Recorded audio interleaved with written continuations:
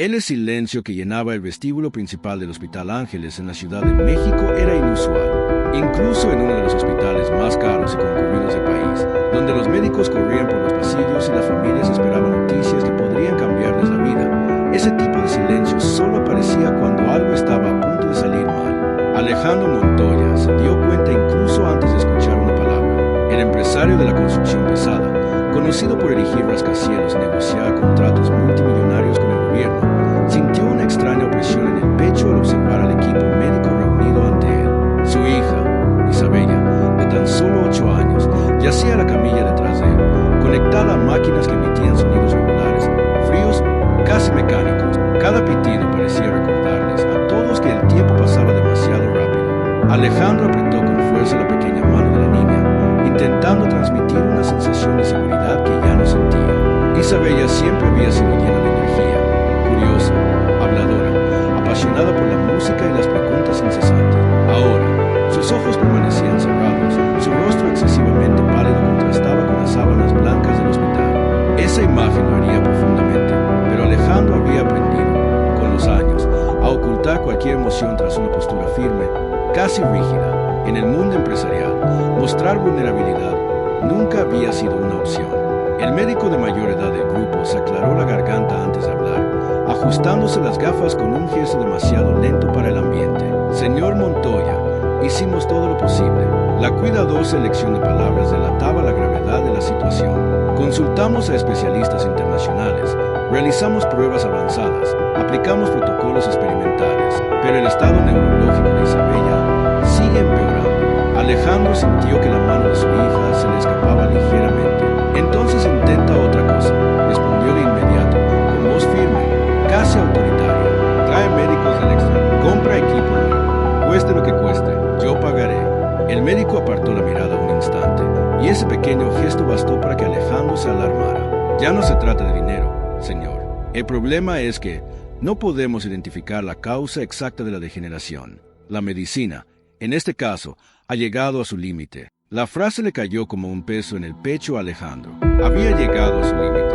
Él, que había pasado toda su vida desafiando límites, sintió por primera vez que su dinero, su nombre y su influencia no significaban nada allí. Fuera de la habitación, el pasillo estaba abarrotado. Los periodistas esperaban novedades, los empleados susurraban, los curiosos intentaban disimular su interés. Desde que se difundió la noticia de la hospitalización de la hija de uno de los empresarios más poderosos de México, el hospital se había convertido en un escenario constante de miradas y juicios. Alejandro salió de la habitación con pasos lentos, pasándose una mano por el rostro cansado. Fue entonces cuando notó algo que parecía completamente fuera de lugar. Sentada en una silla de plástico cerca de la máquina de café, estaba una joven de apariencia demasiado sencilla para ese ambiente. Vestía una blusa desteñida de color claro, vaqueros desgastados y zapatillas viejas. Llevaba el pelo oscuro recogido de forma desordenada, y sus manos mostraban las marcas del trabajo duro. No parecía perdida ni nerviosa, simplemente observaba el movimiento con una atención inusual. Cuando sus ojos se encontraron con los de Alejandro, algo inesperado ocurrió. No había miedo, ni curiosidad excesiva, ni la admiración que solía ver, solo firmeza. La joven se levantó lentamente y caminó hacia él, ignorando por completo a los dos guardias de seguridad que, por reflejo, se colocaron frente a ella. «Puedo ayudar a su hija», dijo con voz tranquila y baja, pero lo suficientemente segura como para caminar por el pasillo. Alejandro se detuvo. Por un momento, pensó que había oído mal. Luego, su irritación aumentó. «¿Quién te dejó entrar?», preguntó, sin poder ocultar su desprecio. «Este es un hospital privado. No cobro», continuó la joven, sin cambiar de tono, «y no estoy aquí para presumir». Algunas personas a su alrededor aminoraron el paso. Una enfermera fingió ordenar papeles para oír mejor. Un periodista levantó discretamente su celular. Alejandro sintió que se le encendía la cara. En los últimos días, decenas de personas se le habían acercado con promesas vacías, curas milagrosas, soluciones rápidas a cambio de dinero o visibilidad. Esta chica parecía una más. «Si buscas dinero, estás perdiendo el tiempo», respondió él, inclinándose ligeramente para mirarla. «Y si intentas aprovecharte de la situación, también estás perdiendo el tiempo. No quiero a ninguno de los dos», dijo. «Solo necesito que me escuches». Antes de que Alejandro pudiera replicar, uno de los médicos se acercó, molesto por el creciente alboroto. «Señor Montoya, ¿está todo bien?». «No», respondió Alejandro, señalando Esa chica está causando problemas. Dile que se vaya. El médico miró a la joven con evidente desconfianza. Señorita, este no es el momento. Necesito que se aleje. Ella asintió levemente, pero no se movió. Solo quería decir algo antes de irme, dijo, mirando directamente al médico. Lo que le pasa a la niña no aparece en las pruebas de rutina. El doctor frunció el ceño. ¿Y cómo puede decir eso?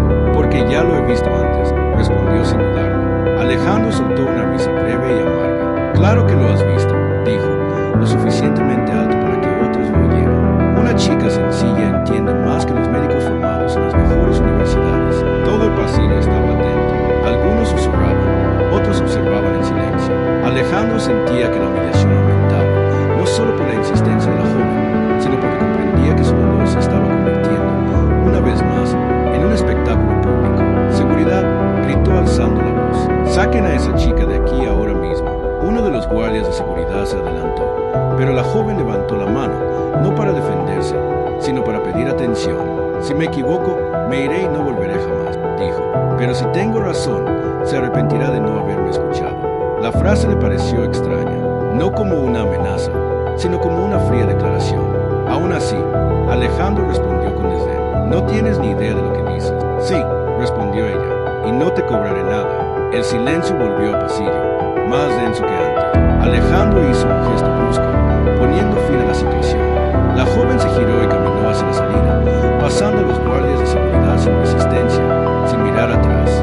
Alejandro intentó ignorar la inquietud que se instaló en su pecho, como si acabara de rechazar la última puerta posible.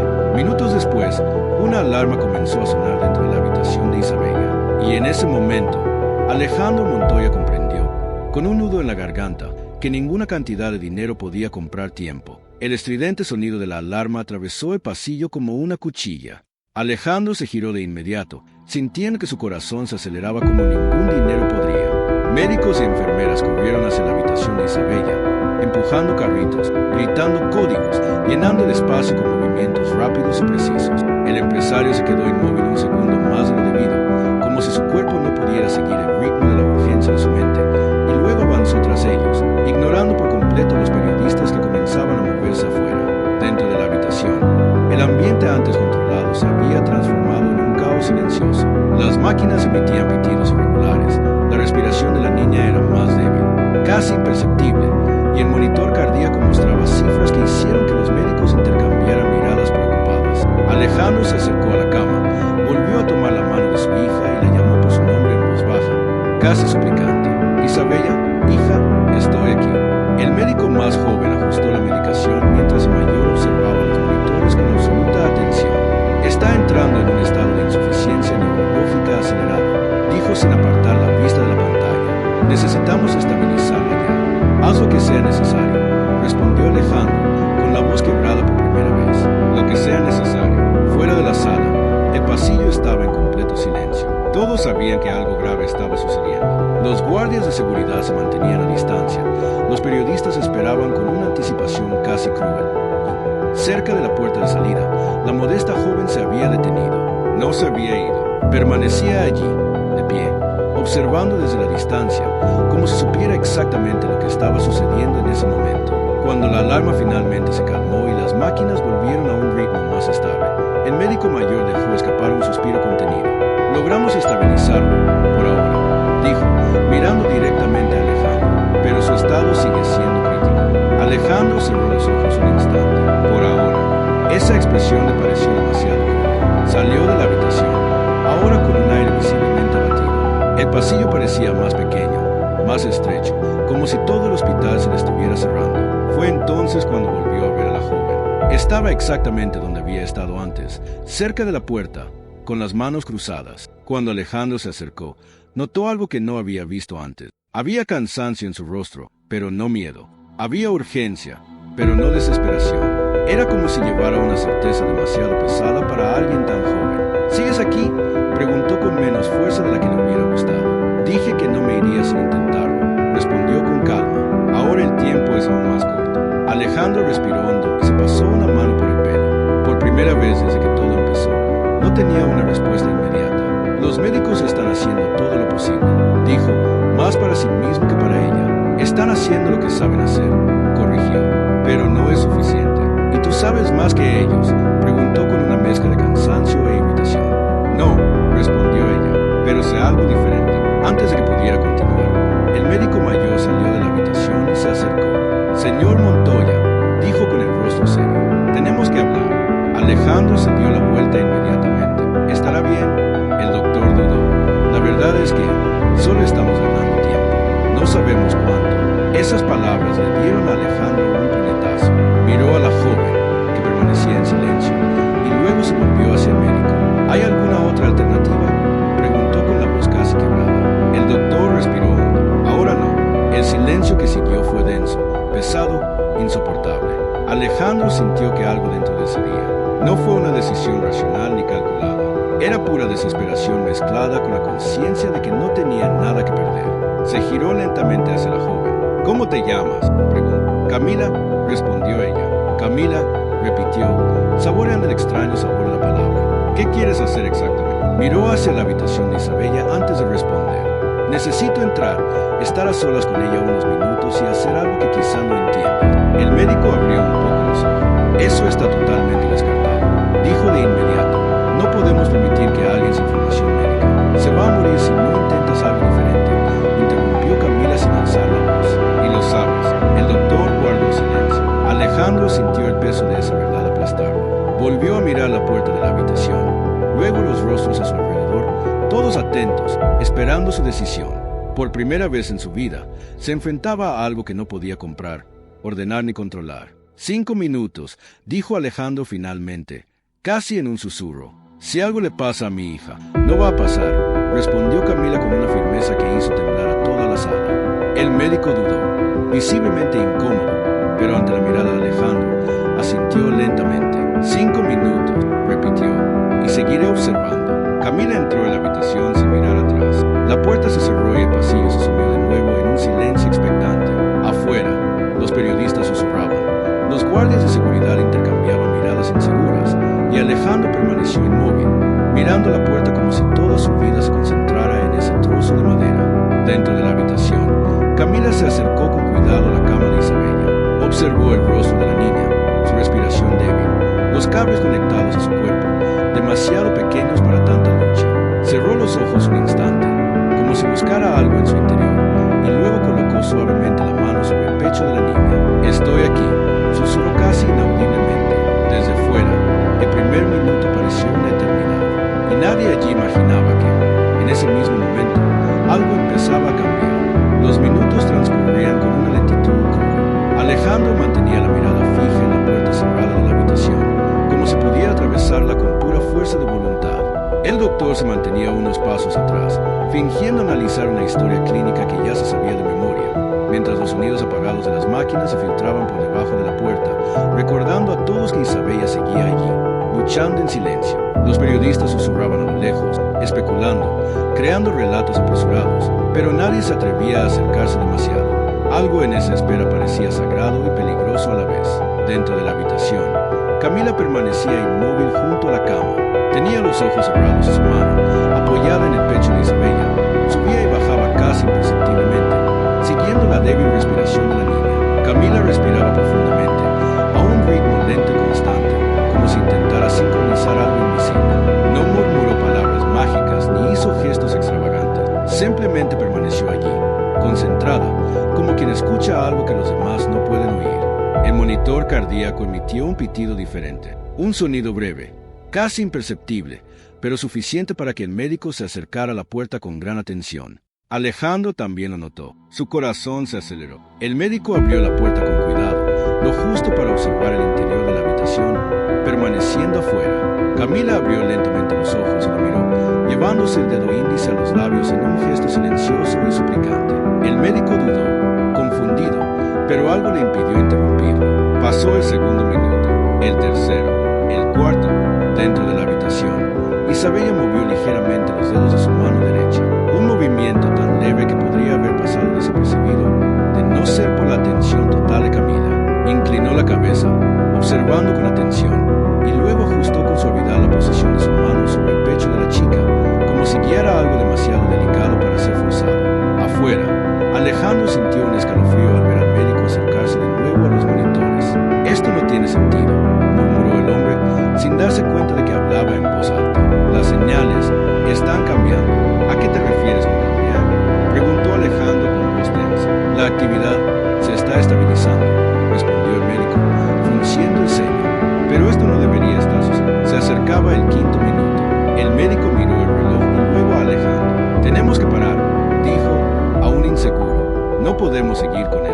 Antes de que nadie pudiera reaccionar, la puerta se abrió de golpe. Camila salió de la habitación, con el rostro visiblemente cansado, pero la mirada firme. Alejandro se adelantó de inmediato. ¿Y entonces?, preguntó, casi sin aliento. No está curada, respondió Camila sin rodeos, pero ya no está empeorando. El médico entró corriendo en la habitación, ignorando por completo a Camila en ese momento. Se acercó a la cama, examinó los monitores, comprobó los reflejos y llamó a Isabella en voz baja.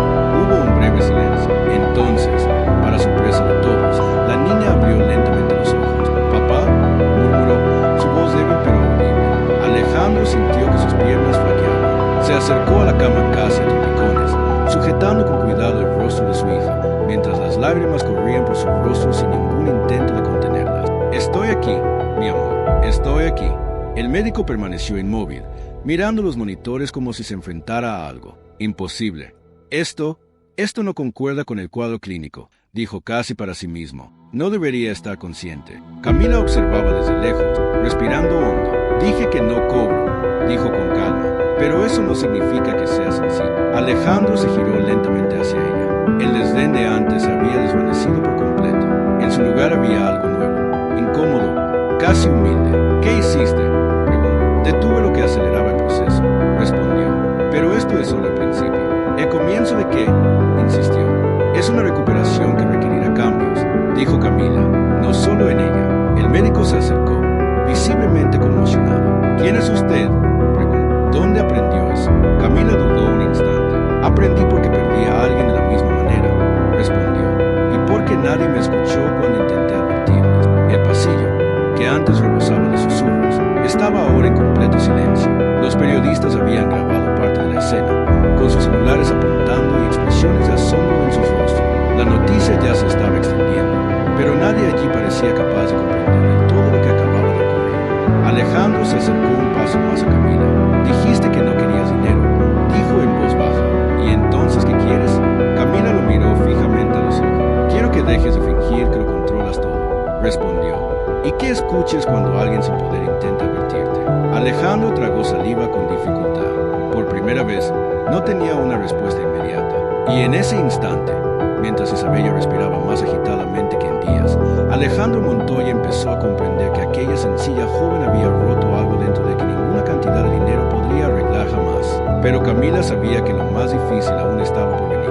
La mejoría inicial de Isabella trajo alivio inmediato, pero no paz. Dentro de la habitación, los médicos se turnaban para realizar exámenes rápidos, repetir pruebas, comparar números, tratando de comprender qué había cambiado en tan poco tiempo.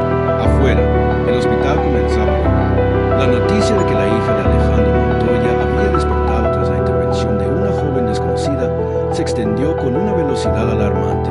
Los reporteros se multiplicaron, aparecieron cámaras por todas partes y el nombre de Alejandro volvió a circular, no como sinónimo de poder, sino de misterio. Alejandro permaneció junto a la cama de su hija, sujetándole la mano con cuidado, como si cualquier movimiento repentino pudiera deshacer aquel frágil milagro. Isabella respiraba mejor, con los ojos abiertos, aún confundida, pero viva. «Papá», murmuró de nuevo, y esa simple llamada pareció suficiente para mantener a Alejandro en pie. El médico mayor entró en la habitación con expresión tensa. «Señor Montoya, tenemos que hablar afuera». Alejandro echó una última mirada a su hija antes de acompañar al médico por el pasillo. Camila estaba allí, ahora sentada en la misma silla de plástico de antes, con el cuerpo visiblemente cansado. Cuando la mirada de Alejandro se cruzó con la de ella, se hizo un breve silencio, cargado de significado. «Lo que ocurrió», comenzó el médico en voz baja, «no tiene una explicación clínica aceptable. Debemos ser cautelosos». «¿Precavido en qué?», preguntó Alejandro. «Con expectativas», respondió el médico. «Podría empeorar de nuevo. No sabemos si fue una reacción pasajera». Camila levantó lentamente la mirada. «No empeorará si el entorno sigue igual», dijo, «pero si insistes en forzar su cuerpo, entonces sí». El médico frunció el ceño. «Esa es una acusación grave. Es una señal de alerta», corrigió Camila. «Su cuerpo no está fallando por sí solo. Está reaccionando». Alejandro sintió una extraña incomodidad. ¿Reaccionando a qué? Camila respiró hondo antes de responder. A algo que empezó fuera del hospital.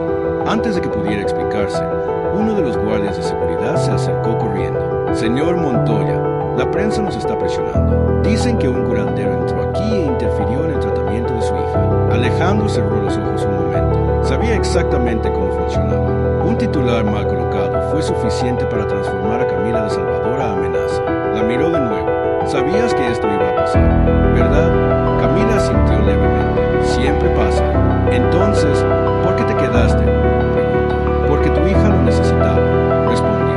Y porque ya me he escapado antes. El médico carraspeó, visiblemente incómodo. Señor Montoya, con el debido respeto, necesitamos sacarla del hospital por ahora, para proteger el hospital. Alejandro sintió que algo se tensaba en su interior. La decisión que tomó no fue calculada, sino instintiva. Se queda, dijo con firmeza. Si alguien tiene que responder por esto, soy yo. El médico abrió un poco los ojos. Esto podría tener consecuencias. Lo sé, respondió Alejandro, pero por primera vez en días, mi hija está mejor. Afuera, la presión aumentaba. Empezaron a aparecer titulares en los celulares. Misteriosa joven interfiere en el tratamiento de la hija de un magnate. Milagro o irresponsabilidad. Camila observaba todo en silencio, como si ya conociera el guión. Van a intentar destruirte, dijo Alejandro acercándose a ella. Lo sé, respondió Camila. Ya lo han intentado. ¿Por qué? Preguntó. ¿Qué hiciste para merecer esto? Camila tardó un poco en responder. Cuando por fin habló, bajó la voz. Intenté salvar a alguien a quien nadie quería escuchar. Alejandro sintió un peso extraño en el pecho. ¿Quién? Mi hermano, dijo, y yo fracasé. Antes de que pudiera decir más, el médico salió de la habitación. Señor Montoya, dijo, visiblemente conmocionado. Isabella movió las piernas. Alejandro corrió de vuelta a la habitación. Camila se quedó donde estaba, cerrando los ojos un momento, como si supiera que esta pequeña victoria traería una tormenta aún mayor. Y afuera del hospital, la multitud crecía, sedienta de respuestas, sin saber que esta historia apenas comenzaba. La noche cayó sobre la Ciudad de México con una extraña pesadez, como si el aire alrededor del hospital se hubiera vuelto más denso.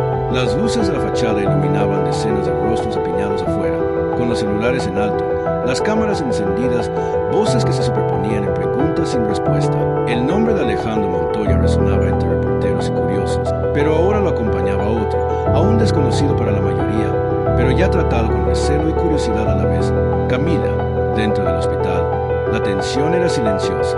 Isabella dormía de nuevo, pero ahora su sueño parecía profundo y tranquilo, a diferencia del letargo artificial que la había mantenido inmóvil durante tanto tiempo. Alejandro permaneció sentado junto a la cama, observando cada respiración de su hija como si aprendiera a respirar con ella. En años de negociaciones, contratos y disputas públicas, nunca se había sentido tan vulnerable como allí. Camila estaba apoyada contra la puerta, con los brazos cruzados, la mirada atenta pero distante. Sentía cansancio en el cuerpo, una especie de agotamiento que no provenía del esfuerzo físico, sino de la anticipación de lo que estaba por venir. Sabía que ese breve momento de mejoría era solo el detonante. El director del hospital entró acompañado de 2 abogados. Alejandro se dio cuenta de inmediato de que no se trataba de una visita médica. Señor Montoya, empezó el director, eligiendo las palabras con sumo cuidado. La situación se nos está escapando de las manos. Mi hija está mejor, respondió Alejandro sin apartar la mirada de Isabella. Sí, asintió el director, y eso es precisamente lo que está causando problemas. Los medios exigen explicaciones. La Junta quiere respuestas. Alejandro se levantó lentamente. ¿Y qué quieres exactamente? Queremos que la joven se retire, dijo uno de los abogados, mirando directamente a Camila. Y queremos que quede claro públicamente que cualquier mejoría fue resultado del tratamiento médico. Camila soltó una risa breve y sin humor. ¿Quieres un chivo expiatorio?, dijo, o una mentira cómoda. El director suspiró. Queremos proteger la institución. Alejandro sintió que le hervía la sangre. A proteger la institución, pondrías en riesgo a mi hija. No sabemos si su presencia es segura, respondió el abogado. Esto podría constituir una intromisión ilegal. Alejandro se acercó a Camila y se detuvo a su lado. Si se va, me voy con ella, dijo, y mi hija vendrá conmigo. Se hizo un silencio inmediato. El director abrió mucho los ojos. No puedes hacer eso. ¿Puedo?, respondió Alejandro. Y lo haré. Antes de que la conversación pudiera avanzar, una enfermera entró corriendo. Disculpen la interrupción, pero Isabella se despertó otra vez y pregunta por Camila. La sentencia cayó como una bomba. El director cerró los ojos un momento, derrotado. 5 minutos, dijo. Después, tendremos que tomar una decisión. Alejandro no respondió. simplemente le hizo un gesto a Camila para que entrara en la habitación. Camila se acercó a la cama con pasos lentos. Isabella abrió los ojos y, al verla, le dedicó una sonrisa débil pero sincera. ¿Has vuelto?, murmuró. Dije que volvería, respondió Camila, sentándose a su lado. ¿Cómo te sientes? Es extraño, pero no duele tanto, dijo Isabella. Es como si algo se hubiera soltado aquí. Camila asintió, tocando suavemente el brazo de la niña. Se está abriendo, pero necesita paciencia. Isabella respiró hondo. Están enojados contigo, ¿verdad? Alejandro contuvo la respiración. Camila sonrió levemente. Están confundidos. ¿Te vas?, preguntó Isabella con miedo en su voz. Camila miró a Alejandro un segundo antes de responder. Ahora no, fuera de la habitación. Los celulares vibraban sin parar. Se había filtrado un video grabado por un empleado que mostraba a Camila entrando al hospital y Internet hacía lo de siempre, juzgar sin comprender. Algunos lo llamaban fraude, otros milagro, algunos exigían su arresto, otros su canonización. Alejandro observaba todo a través de la pantalla de su celular y sentía que algo nuevo crecía en su interior. No era ira ni miedo, era una necesidad casi desesperada de proteger a esa chica a la que nadie parecía dispuesto a escuchar. Cuando Camila salió de la habitación, lo miró a los ojos. Ahora lo entiende, dijo. No se trata de creer o no creer. Se trata de elegir a quién vas a escuchar cuando el mundo empiece a gritar. Alejandro asintió lentamente. Sabía que esta decisión le costaría caro. Sabía que su reputación, su negocio y su imagen pública estaban a punto de ser destrozadas públicamente. Pero, por primera vez en mucho tiempo, también sabía exactamente qué haría. Y mientras las luces de las cámaras destillaban afuera, comenzó una nueva batalla, no por la verdad, sino por quien tenía derecho a decirla. El amanecer llegó sin dulzura. La madrugada se había consumido entre negociaciones silenciosas, conexiones tensas y mensajes que se multiplicaban como un reguero de pólvora en la paja seca. Cuando el sol empezó a tocar las fachadas de la Ciudad de México, el hospital ya no era solo un hospital, era un escenario. Afuera, se habían instalado vallas metálicas a toda prisa. La policía intentaba contener a la multitud y los periodistas abrían paso a empujones para apuntar los micrófonos hacia la entrada principal. Alejandro no había dormido. Permanecía sentado, alternando la mirada entre su hija y su celular, que vibraba sin parar. Asesores, socios, políticos, todos querían saber qué haría. Ninguno preguntó cómo estaba Isabella. Eso, en sí mismo, era una respuesta. Camila observaba todo desde la distancia, sentada en el suelo del pasillo, con la espalda contra la fría pared. Su rostro estaba más cerrado, menos esperanzado, como quien reconoce las señales de una vieja tormenta. Ya había vivido esto antes, a otra escala, en otro lugar, pero con el mismo desenlace predecible. Primero curiosidad, luego breve idolatría y finalmente la cacería. Isabella volvió a dormirse, pero su cuerpo ya no parecía luchar contra sí mismo. Pequeños movimientos involuntarios surgieron, casi imperceptibles, pero reales. Para Alejandro, eso lo era todo. Para el mundo, seguía sin ser suficiente. El director del hospital regresó acompañado de un representante del gobierno local. El tono era ahora oficialmente político. Señor Montoya, dijo el hombre, hay una preocupación pública legítima. Necesitamos que se pronuncie hoy. ¿Sobre qué?, preguntó Alejandro sin rodeos. Sobre la joven, respondió el representante, mirando rápidamente a Camila. Y sobre lo que pasó aquí. Alejandro respiró hondo. Diré la verdad. El hombre esbozó una leve y tensa sonrisa. La verdad necesita ser gestionada. Camila soltó una risa baja, casi cansada. Siempre es así, murmuró. El representante la ignoró. Si no lo haces tú, otros lo harán, y quizás de forma menos favorable. Alejandro se acercó a la ventana y observó a la multitud. Personas que nunca habían visto a su hija, que no sabían su nombre hasta 2 días antes, ahora sentían que su historia les pertenecía. Hagámoslo a mi manera, dijo. Poco después, Alejandro salió por la entrada principal, escoltado, bajo un coro de voces que gritaban preguntas, acusaciones y suposiciones. Las cámaras se acercaban como depredadores. Se detuvo frente a los micrófonos. El ruido cesó casi de inmediato. Mi hija estaba empeorando. Comenzó con voz firme. Se usaron todos los recursos posibles. Todos fallaron. Un periodista gritó: ¿confirma usted que permitió una intervención no autorizada?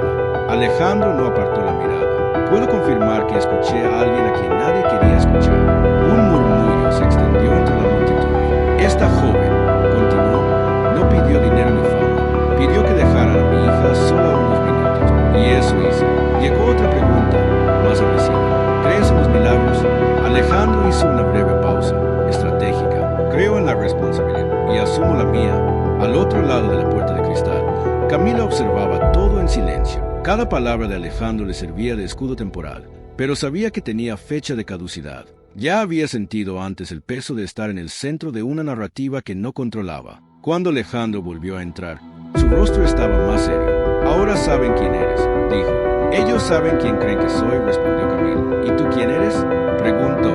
Camila dudó antes de responder. Se acercó a la ventana y observó a la multitud una vez más. Soy de las que aprendieron demasiado pronto que no todas las enfermedades empiezan en el cuerpo, dijo, y que quienes lo dicen en voz alta suelen ser silenciados. Alejandro sintió un escalofrío. Eso le pasó a tu hermano. Camila cerró los ojos. Empezó como Isabella, cansancio, dolor, luego parálisis. Dijeron que era psicológico, que necesitaba ser fuerte. Tragó saliva con dificultad. Para cuando alguien finalmente quiso escuchar, ya era demasiado tarde. El silencio entre ambos era denso. No había allí consuelo posible, solo comprensión tardía. Sonó una alarma en la habitación. Una enfermera entró corriendo, seguida de un médico. Alejandro y Camila entraron juntos. Isabella se movía, respirando aceleradamente, abriendo los ojos lentamente. «Papá», gritó, «hay mucha gente afuera». Alejandro le tomó la mano. «Sí, pero ninguno manda aquí». Isabella giró la cara hacia Camila. «¿Te van a hacer daño?», preguntó. Camila forzó una sonrisa. «Solo si te dejo», pero en el fondo sabía que esta no era una batalla que se pudiera ganar solo con valentía. El mundo empezaba a exigir pruebas, explicaciones, sacrificios, y muy pronto alguien tendría que pagar el precio de ese pequeño milagro. Afuera, los titulares ya estaban cambiando de tono. Ya no era curiosidad, era responsabilidad, y la historia estaba lejos de terminar. La orden judicial llegó antes del mediodía, impresa en papel membretado, fría como un veredicto prematuro. El hospital recibió la notificación mientras la multitud afuera crecía, alimentada por transmisiones en vivo, teorías improvisadas y una sed colectiva de culpables. La decisión fue clara. Una comisión externa evaluaría el caso. Hasta entonces, se suspendería cualquier intervención. Isabella estaría en observación.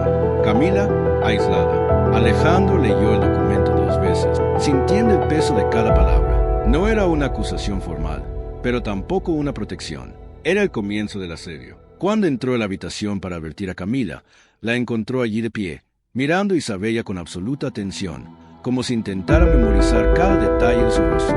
«Nosquieren separar», dijo sin rodeos. Camila asintió lentamente. Sabía que lo harían. «No parece sorprendido, porque patrón siempre es el mismo», respondió. Cuando algo amenaza la lógica que sustenta el poder, la reacción no es curiosidad, es moderación. Isabella percibió la tensión y apretó la mano de su padre. «¿Hice algo mal?», preguntó. Alejandro se arrodilló junto a la cama. «No, mi amor, lo hiciste todo bien». Camila se acercó y habló con suavidad y cuidado. «Escucha, Isabella, si no puedo quedarme aquí un rato, ¿recuerdas lo que te dije ayer?». La niña frunció el ceño y pensó que mi cuerpo no estuviera roto, solo cansado. «Eso es», dijo Camila, «y que sepa recordar». Isabella sonrió levemente. «Lo recuerdo». Poco después, 2 empleados acompañados de un abogado del hospital aparecieron en la puerta. Su tono era demasiado cortés para ser amable. Camila no se resistió, no discutió.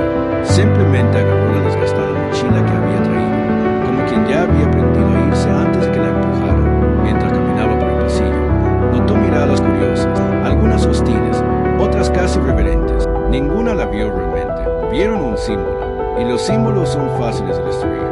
En la habitación privada donde la llevaron, un hombre de traje gris la esperaba. «Camila Ríos», dijo, consultando una carpeta. «Entiende que su presencia aquí constituye un riesgo legal». «¿Para quién?», preguntó. «Por todos», respondió. «Por el hospital, por la familia, por ti». Camila ladeó la cabeza. «Qué curioso. Cuando el riesgo era que Isabella muriera lentamente, nadie parecía preocupado». El hombre se aclaró la garganta. «Necesitamos que nos diga exactamente qué hizo». «No hice nada», respondió ella. «Pedí que se escuchara su cuerpo. Escribió algo». «Esta no es una respuesta técnica, porque no fue un acto técnico», dijo Camila con firmeza. «Fue un acto humano». Mientras tanto, en su habitación, Isabella empezó a sentir algo nuevo, un hormigueo en los dedos. Llamó a su padre, asustada y emocionada a la vez. «Papá, mi mano». Alejandro le sujetó los dedos y lo sintió.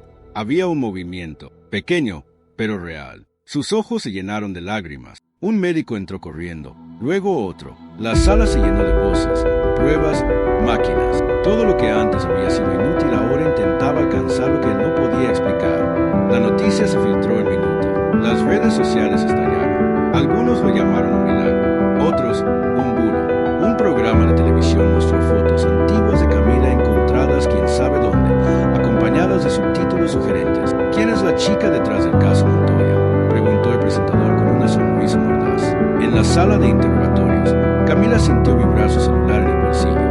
No necesitó mirar para saberlo. El pasado se estaba reescribiendo sin su permiso.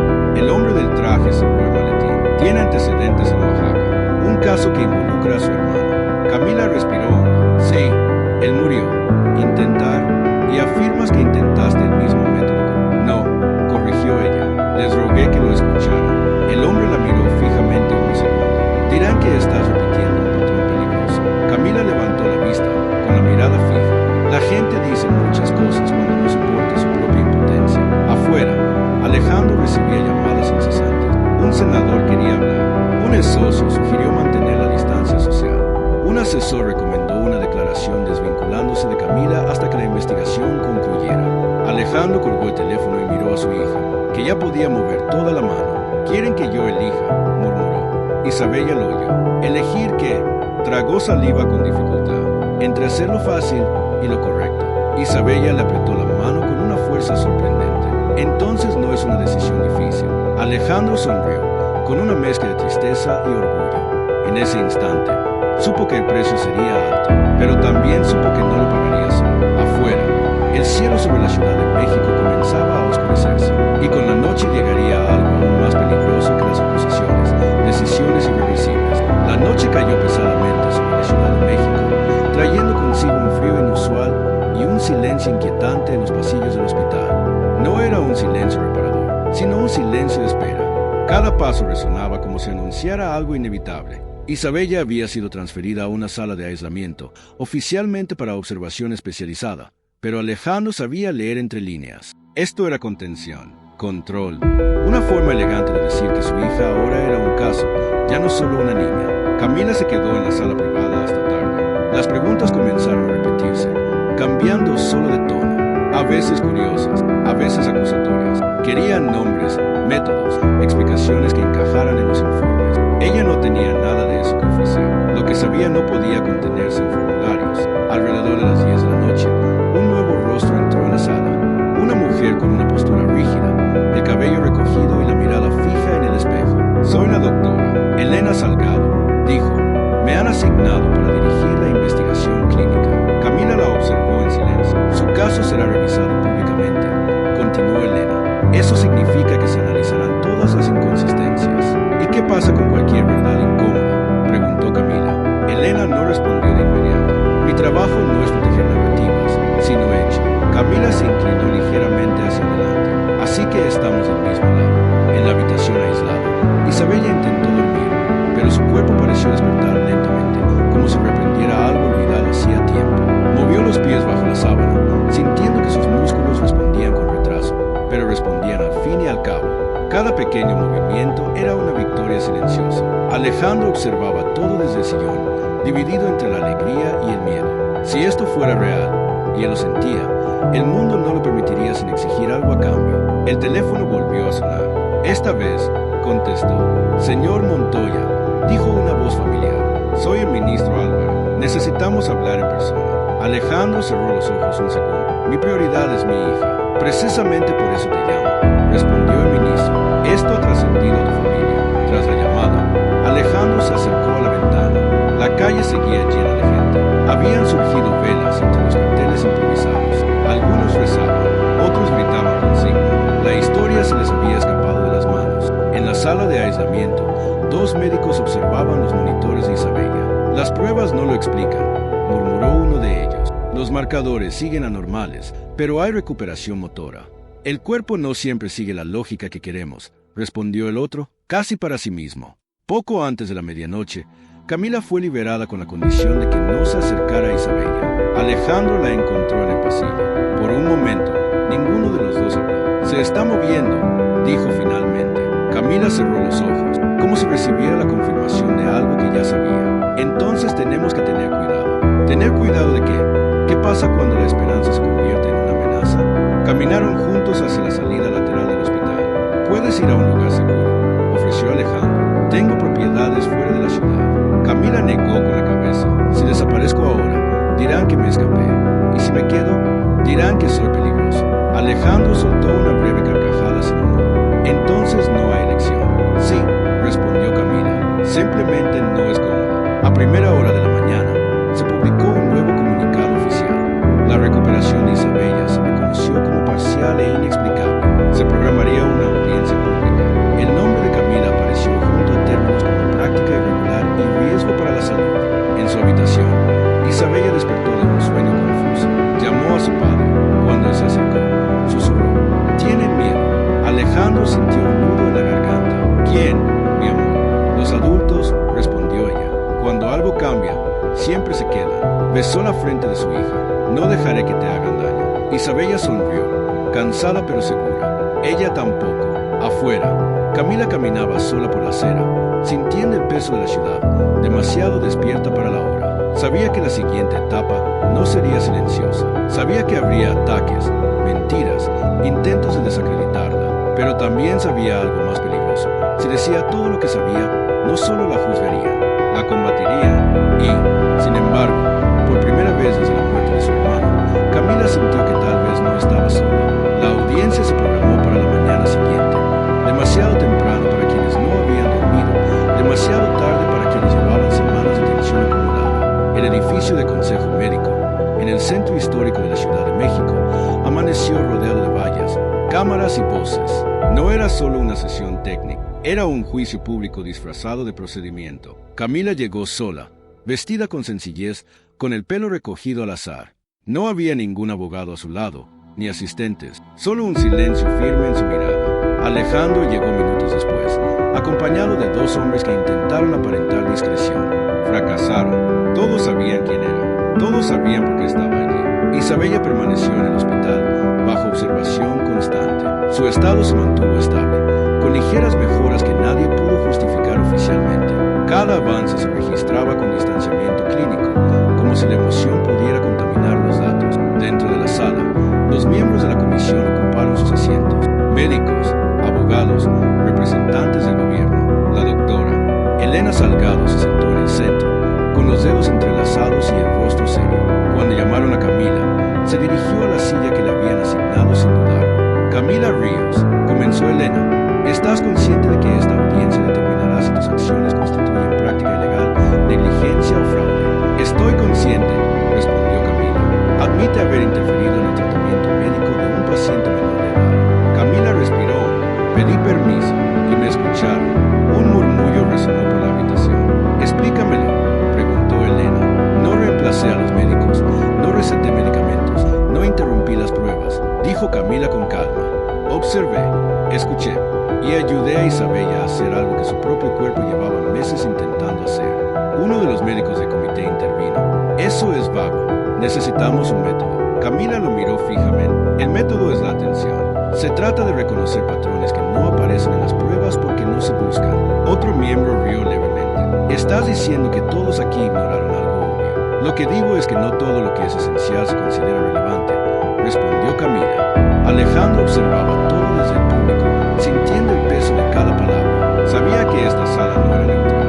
Muchos de los presentes ya habían tomado una decisión antes incluso de oírla. Cuando le pidieron que hablara, se puso de pie con una postura firme. Mi hija estaba perdiendo movimiento, fuerza y voluntad, y nadie tenía respuesta.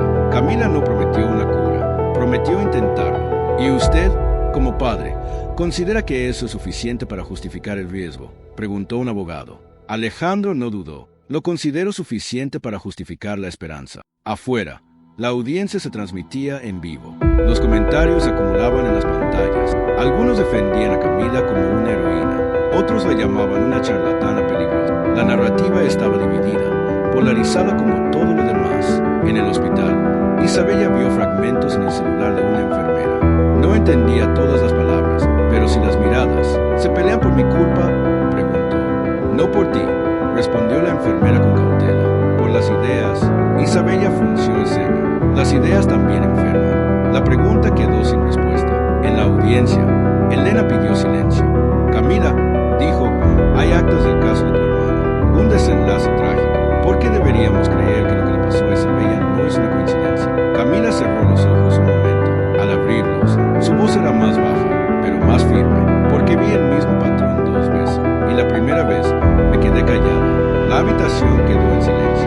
Mi hermano murió porque nadie creía que su cuerpo reaccionara a algo que no se detectaba en las pruebas. Lo creí demasiado tarde. Con Isabella no pude repetirlo. Una sensación de inquietud invadió a los presentes. No era una pregunta técnica, era algo más difícil de refutar. Elena notó algo lentamente. Este comité se reunirá para deliberar. Hasta entonces, no se anunciarán conclusiones. Cayó el mazo simbólico. Se suspendió la audiencia, pero el juicio continuó, ahora aún más expuesto. Cuando Camila salió del edificio, los flashes la cegaron. Las preguntas volaban. No respondió.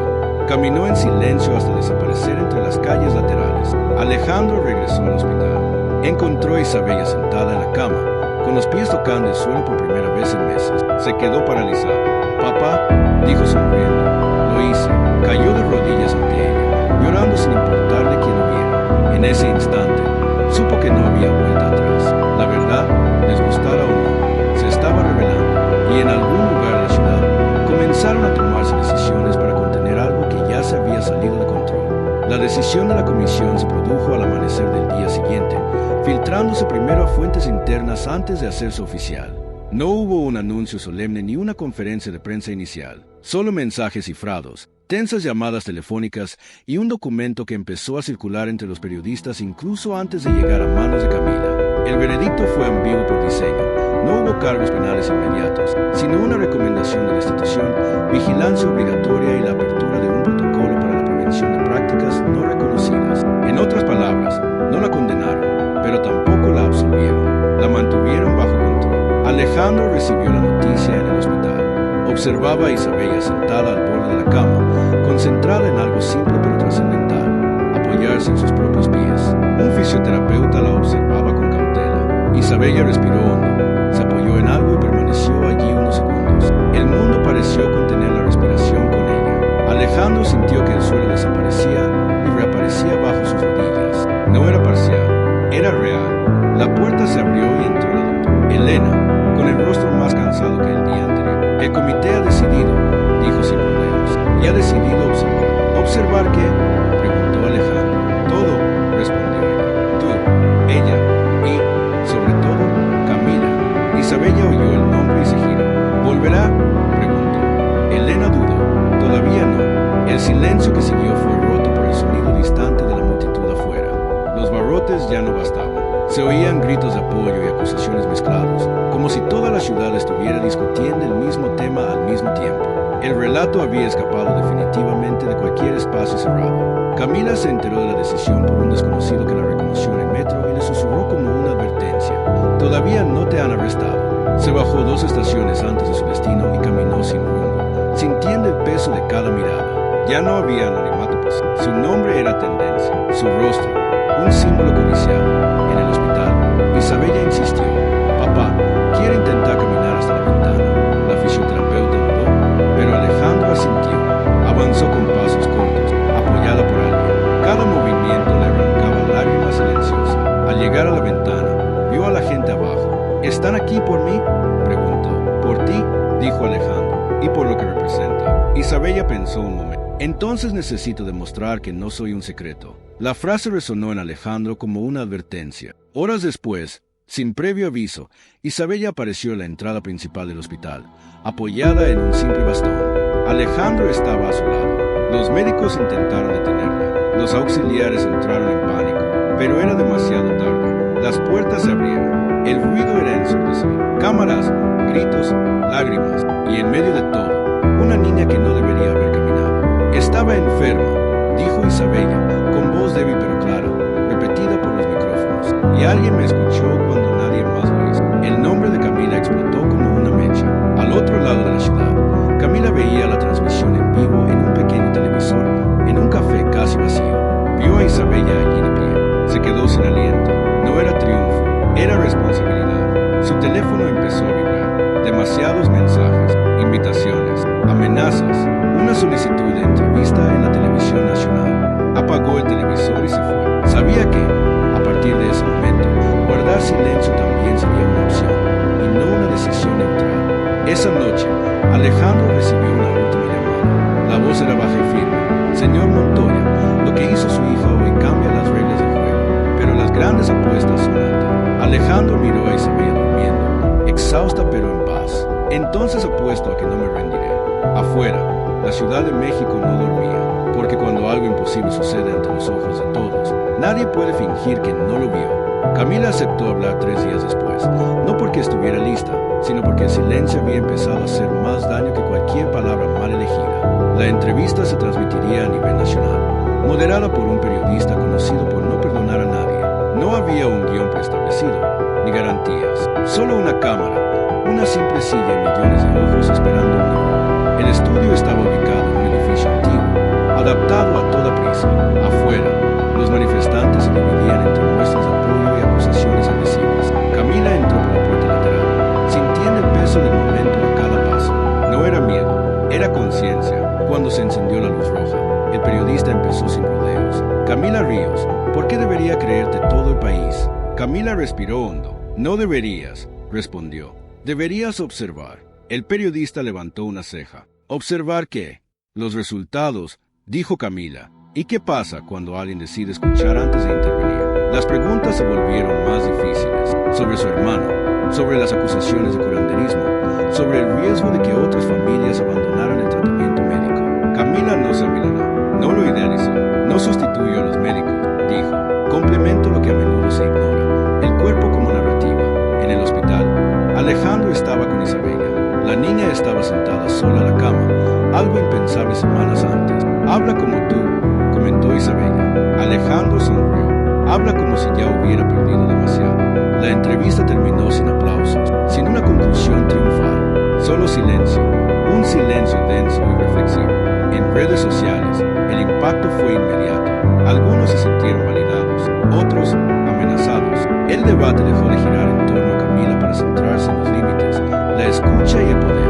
A la mañana siguiente, el comité médico anunció una revisión extraordinaria de los protocolos. Nada definitivo, nada revolucionario, pero era una fisura. Y las fisuras, como bien sabía Alejandro, crecen. Camila regresó al hospital discretamente, autorizada a hacerlo tras la presión pública. Encontró a Isabella caminando lentamente por el pasillo, sola. Las dos se miraron un largo rato, sin palabras suficientes. Isabella fue la primera en hablar. No te fuiste. Camila se arrodilló frente a ella. Prometí intentarlo. Alejandro observaba desde lejos, por primera vez desde el principio.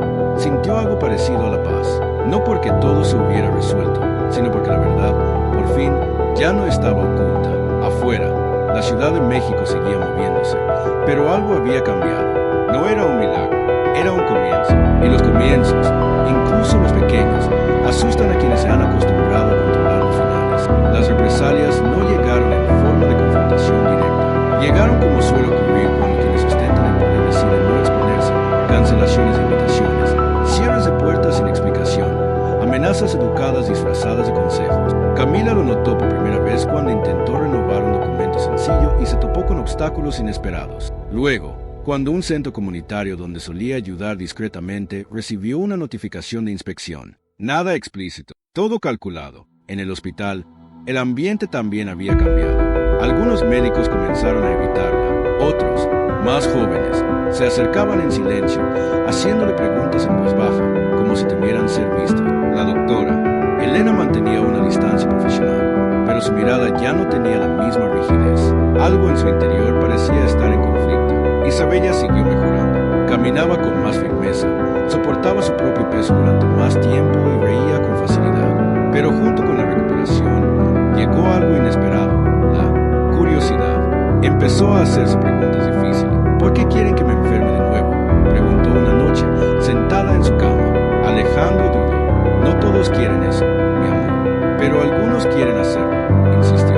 Camila estaba allí, se acercó lentamente. A veces, dijo, cuando algo cambia, algunas personas sienten que están perdiendo el control. Y eso da miedo. Isabella pensó un momento. Entonces no puedo fingir que no pasó nada. La frase pareció una advertencia. 2 días después, Isabella pidió hablar en público de nuevo. No una entrevista, algo más pequeño, dijo, una reunión con otros niños del hospital. Alejandro intentó disuadirla. Camila la observó en silencio, reconociendo ese brillo en sus ojos.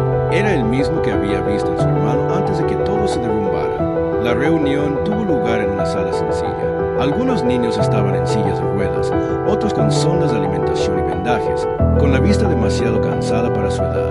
Isabella entró, apoyada pero confiada. No sé por qué mi cuerpo enfermó, dijo, pero sé que escuchó cuando alguien creyó en él. No fue un discurso, fue compartir, y eso fue suficiente. La noticia se filtró de nuevo. Esta vez, no como un escándalo, sino como algo más peligroso, una inspiración. Las familias comenzaron a cuestionar a los médicos. Los médicos comenzaron a cuestionar los protocolos. La comisión reaccionó con un comunicado contundente, advirtiendo contra las malinterpretaciones. Esa noche, Camila recibió una llamada anónima. La voz era baja y masculina. Te estás pasando de la raya. ¿Cuáles? Preguntó. Los que mantienen las cosas funcionando. Camila colgó sin contestar. Sabía que ese era el punto de no retorno. Isabella, exhausta, dormía profundamente. Alejandro se sentó a su lado, sintiendo el peso de una decisión inminente. Proteger a su hija ahora significaba más que simplemente mantenerla físicamente a salvo. Significaba elegir qué tipo de verdad estaba dispuesto a defender. Afuera, la Ciudad de México seguía siendo ruidosa, pero bajo el ruido, algo se movía. Ya no se trataba de una niña que había vuelto a caminar. Se trataba de cuánta gente estaba dispuesta a preguntar por qué. La advertencia llegó en forma de un documento presentado a toda prisa, entregado a Alejandro por un asistente demasiado pálido para ocultar su nerviosismo. La comisión había determinado una reevaluación inmediata de Isabella, con su traslado obligatorio a un centro especializado fuera de la Ciudad de México. Oficialmente, era para garantizar su seguridad y neutralidad. En la práctica, era para separarla de Camila, de la mirada pública y de cualquier relato que pudiera escapar a su control. Alejandro leyó el texto en silencio, sintiendo que algo se rompía en su interior. No fue una sorpresa, fue una confirmación. Isabella se dio cuenta incluso antes de que dijera nada. ¿Quieren llevarme?, afirmó, no como una pregunta, sino como una constatación de un hecho. ¿Quieren vigilarte en otro lugar?, respondió Alejandro, eligiendo cuidadosamente sus palabras. Sin ella, terminó Isabella, mirando a Camila. El silencio era denso. Camila no reaccionó de inmediato. Se acercó a la ventana, observando la ciudad, demasiado viva, demasiado grande para preocuparse por individuos. Si te capturan ahora, dijo finalmente, convertirán tu historia en una estadística. ¿Y si me quedo?, preguntó Isabella. Te van a convertir en un símbolo, respondió Camila. Y los símbolos también sufren. Isabella respiró hondo. Entonces, elijo. Alejandro sintió que se le aceleraba el corazón. ¿Qué elegir, mi amor? Isabella se levantó sola, con esfuerzo, pero sin ayuda. Caminó unos pasos por la habitación, lenta y firmemente. Iré con ellos, dijo, pero no en silencio. Camila se giró bruscamente. Isabella, no, interrumpió la niña con una calma que no correspondía a su edad. Si me escapo, ganan. Si me voy, pero hablo, quizá otros me escuchen. Alejandro sintió que las lágrimas corrían por su rostro sin resistencia. No había forma de rebatirlo, solo miedo. Horas después, se anunció públicamente el traslado. El nombre de Isabella volvió a las noticias, ahora acompañado de términos técnicos y promesas de transparencia. Pero antes de irse, pidió una última cosa, un video corto, grabado allí mismo, en la habitación. Sin guión, Isabella miró directamente a la cámara. No soy un milagro, dijo, soy una persona. Y mi cuerpo respondió cuando alguien creyó en él. No dejes de hacer preguntas solo porque alguien te lo diga. El video se difundió como la pólvora, mucho más rápido que cualquier comunicado oficial. Camila observaba desde lejos, con una mezcla de orgullo y culpa. Sabía que, a partir de ese momento, Isabella ya no sería solo una niña en recuperación. Sería una voz, y las voces son inquietantes. A primera hora de la mañana, la ambulancia partió escoltada. Alejandro sostuvo la mano de su hija hasta el último segundo. Yo iré tras ellos, prometió. Isabella sonrió. Lo sé. Cuando todo se calmó, Camila se quedó sola en la habitación vacía. Se sentó en el borde de la cama donde había estado Isabella. Por primera vez desde el principio, sintió todo el peso de lo que había empezado. No había vuelta atrás. El sistema reaccionaría. La gente perdería posiciones. Otros cobrarían valor. El teléfono de Camila vibró. Un mensaje corto de un número desconocido. Si esto sigue así, no serás la única. Camila bloqueó el número y borró el mensaje. Se levantó lentamente. El miedo seguía ahí, pero ya no la dominaba, porque cuando alguien decide hablar, el silencio deja de ser una opción. Y en ese momento, todo ya había cambiado. El impacto del video de Isabella fue inmediato e incontenible. En cuestión de horas, la grabación cruzó fronteras, fue subtitulada en otros idiomas, comentada por expertos, desacreditada por otros, pero nunca ignorada. El centro especializado a que Isabella había sido trasladada se convirtió en el nuevo foco de atención.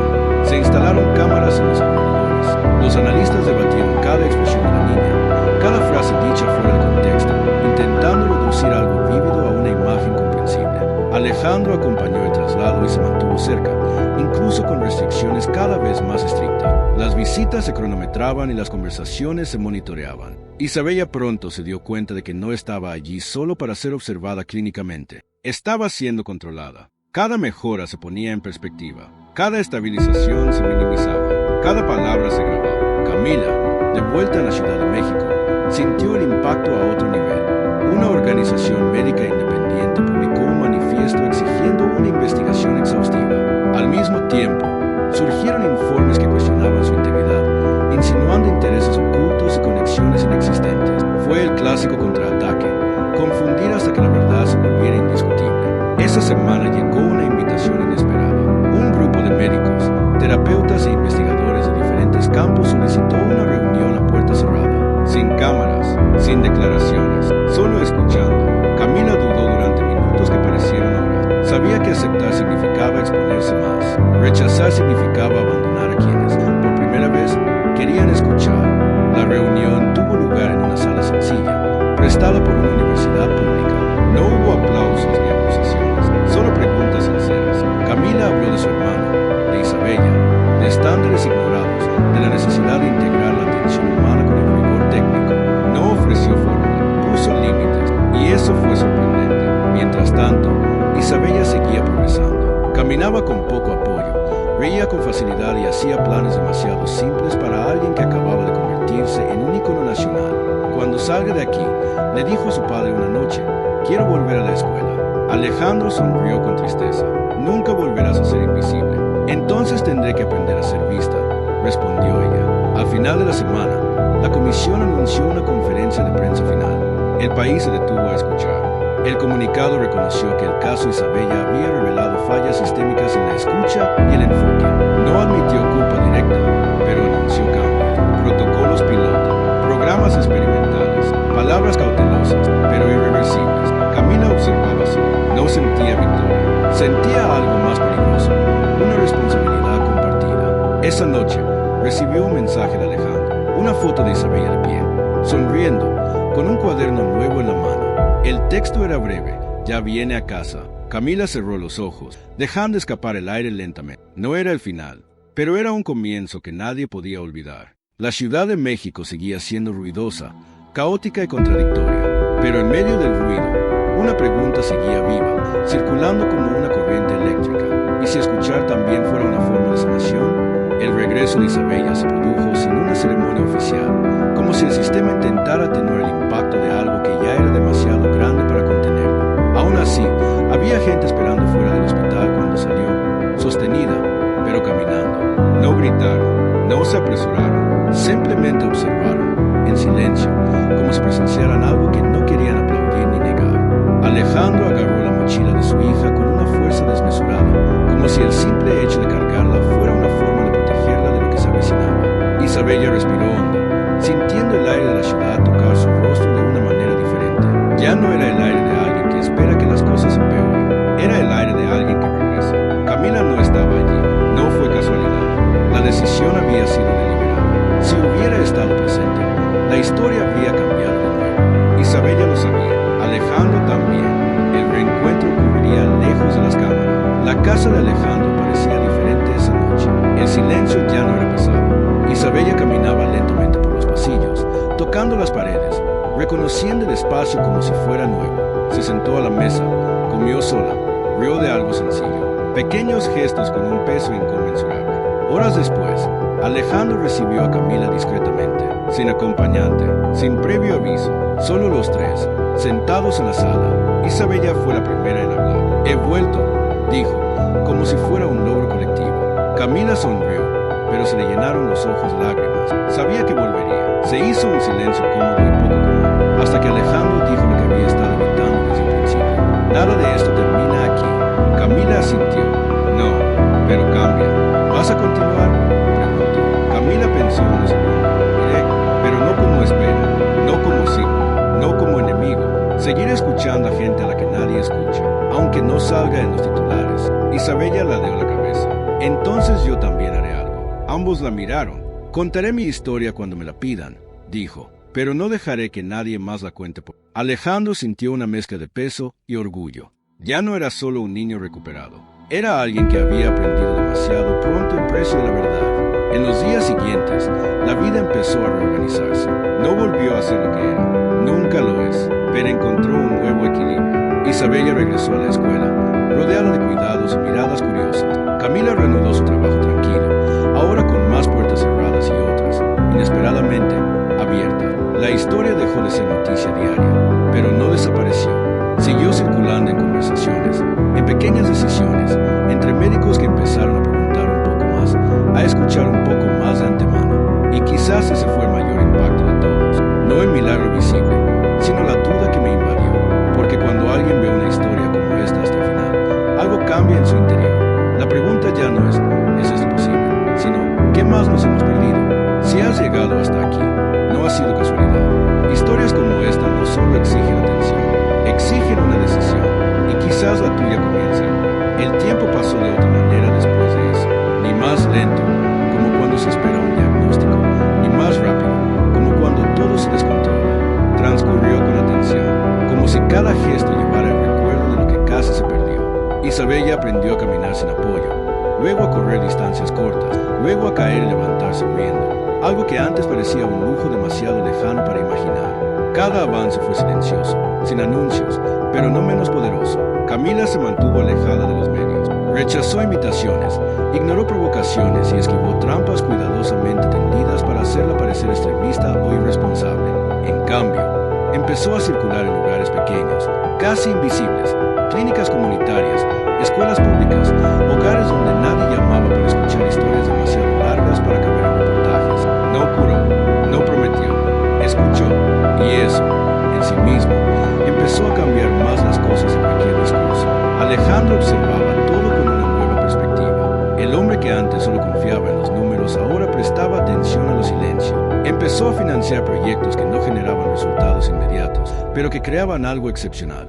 Tiempo para nutrir. No lo mencionó públicamente, no lo necesitaba. Por primera vez, no sintió la urgencia de controlar la narrativa. Isabella, por su parte, llevaba algo que nadie más veía, una especie de conciencia precoz. Sabía que su historia no era solo suya. También sabía que no podía vivir atrapada en ella. En una clase, cuando la profesora pidió a cada alumno que hablara sobre un momento importante de su vida, Isabella pensó unos segundos y simplemente dijo: aprendí que el cuerpo habla y que a veces los adultos no escuchan. La sala quedó en silencio. No era un silencio incómodo, era atención. Camila escuchó esta historia más tarde, contada por Alejandro. Sintió un nudo en la garganta, no porque Isabella lo recordara todo, sino porque había seguido adelante sin borrar nada. Eso era raro, eso era valentía. Meses después, llegó una carta sin remitente claro. Dentro, solo una frase escrita a mano: gracias por no rendirte cuando rendirse era más seguro. Camila dobló el papel con cuidado. No necesitaba saber quién la había enviado. Le bastaba con saber que alguien la había escuchado. La historia nunca tuvo un final oficial. No hubo placa conmemorativa ni reconocimiento unánime, pero algo seguía en las pequeñas decisiones, en las preguntas formuladas antes de que se aplicaran los protocolos, en los padres que también empezaron a confiar en su intuición, en los médicos que empezaron a preguntar ¿cómo te sientes? Antes que ¿dónde te duele? Y quizás ese sea el verdadero final de historias como esta. No los aplausos, sino la transformación silenciosa que continúa incluso cuando nadie mira. Si has escuchado esta historia hasta aquí, quizás no seas solo un espectador. Quizás seas alguien que, en algún momento, tendrá que decidir entre ignorar un susurro o detenerse a escuchar. Cuando llegue ese momento, recuerda, no todo lo que importa grita. Algunas verdades solo sobreviven cuando alguien decide prestar atención. Si esta historia te conmovió, deja un comentario. Cuéntanos qué habrías hecho en su lugar. Dale a me gusta si crees que escuchar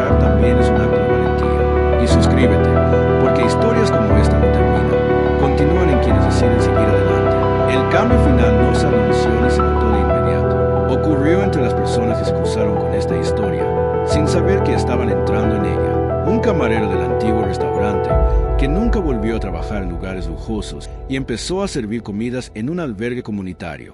Un joven médico que, recordando el caso de Isabella, decidió no interrumpir a una madre que lloraba antes de que terminara de explicar las pruebas. Un padre desconocido que, al escuchar una petición improbable, decidió no reírse. Isabella creció rápido, no solo físicamente, sino también en su forma de observar el mundo. Aprendió que algunas cosas no se pueden explicar, sino sentir, que no toda verdad necesita permiso para existir, que hay momentos en que la decisión correcta parece absurda para quienes la ven desde fuera, y que la valentía, a menudo, no se trata de actuar, sino de permitir.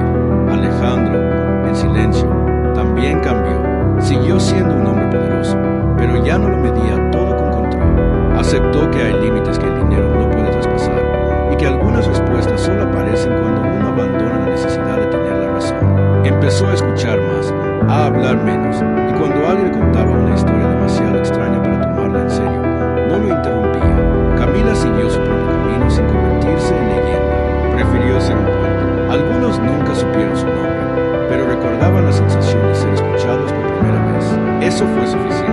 El mundo no necesitó convertirla en un símbolo para que impactara. Y así, la historia se difundió sin dueño, no como un milagro oficial, ni como una prueba científica, sino como una posibilidad, una discreta grieta en certezas demasiado sólidas, un inquietante recordatorio de que lo desconocido no desaparece solo porque se ignore.